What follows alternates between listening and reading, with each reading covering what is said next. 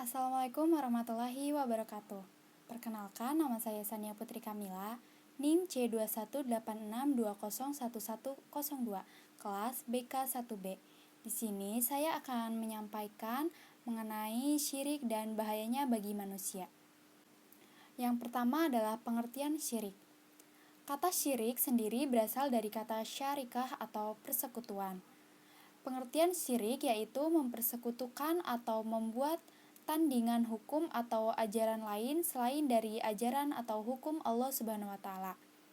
Pengertian syirik adalah akhlak yang melampaui batas aturan dan bertentangan dengan prinsip tauhid, yaitu dengan mengabdi, tunduk, taat secara sadar dan sukarela pada sesuatu ajaran atau perintah selain dari ajaran Allah Subhanahu wa taala. Orang-orang yang syirik disebut dengan musyrik. Dalam Islam, syirik adalah dosa yang tak bisa diampuni kecuali dengan pertobatan dan meninggalkan kemusyrikan tersebut sejauh-jauhnya. Yang kedua adalah bentuk-bentuk syirik. Bentuk dan ragam syirik berbeda-beda dari masa ke masa dan di suatu tempat dengan tempat yang lainnya. Misalnya, bentuk syirik yang dilakukan kaum Nabi Nuh alaihissalam adalah menyembah Wad, Suwa, Yaghutz, Ya'uq, dan Nasr. Mereka adalah orang-orang syalih sebelum zaman Nabi Nuh alaihissalam. Ketika mereka wafat, setan membisikkan kepada orang-orang pada zaman itu supaya membuat gambar-gambar dan patung mereka.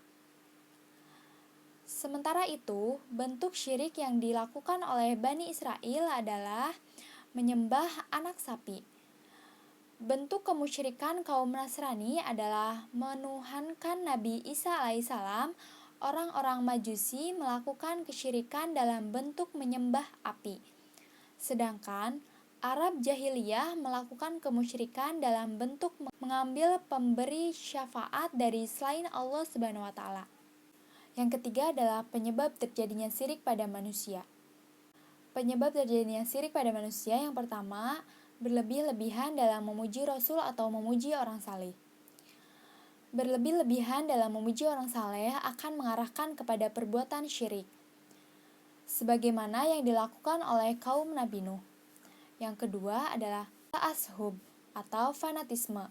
Fanatik terhadap tradisi dan peninggalan nenek moyang, walaupun itu batil dan bertentangan dengan yang hak, khususnya dalam masalah akidah. Yang ketiga adalah kebodohan terhadap akidah yang benar. Keengganan untuk mempelajari atau mengajarkan akidah yang benar, atau sangat sedikitnya perhatian terhadapnya, maka akan melahirkan generasi yang tidak mengenal akidah yang benar tersebut serta tidak menyadari kedudukannya dalam kehidupan mereka. Yang keempat adalah percaya kepada hal-hal yang dapat diindra, tidak percaya pada yang tidak dapat diindra. Yang kelima, hawa dan syahwat, penyakit hati yang lain yang dapat menyebabkan seseorang jatuh kepada kesyirikan, yaitu hawa nafsu dan syahwat. Yang keenam adalah sombong.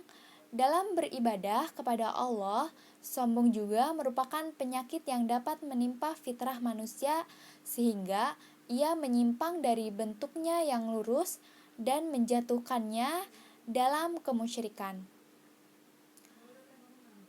Sombong ada beberapa derajat, dimulai dari menganggap remeh terhadap manusia dan berakhir dengan tidak mau beribadah kepada Allah Subhanahu wa taala. Yang terakhir adalah tindakan Rasulullah dalam menangkal syirik.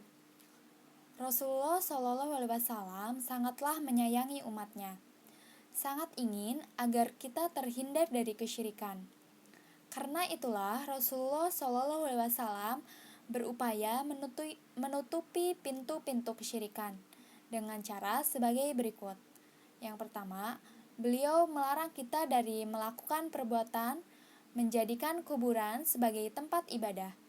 Yang kedua, larangan menjadikan kubur beliau sebagai id atau tempat yang didatangi berulang-ulang.